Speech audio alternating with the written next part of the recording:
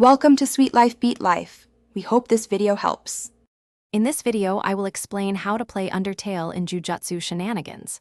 First, you will need to open your game platform and search for the specific experience.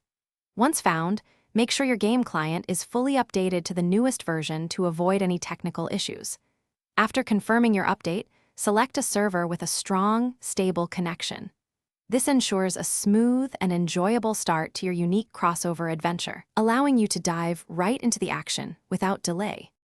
Next, let's explore the unique combat system. This experience combines the powerful abilities from Jujutsu Shenanigans with the distinctive dodging mechanics of Undertale. You will need to master both offensive and defensive strategies. Pay close attention to enemy attack patterns, which frequently involve bullet hell-style projectiles. Remember to use the ACT menu for various non-violent options, offering a different approach to encounters beyond direct combat. This blend creates a truly engaging and strategic gameplay experience. Now, let's talk about personalizing your journey.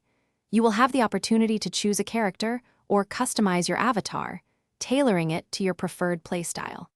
This includes selecting specific Jujutsu abilities that best align with your Undertale-inspired combat and interaction choices.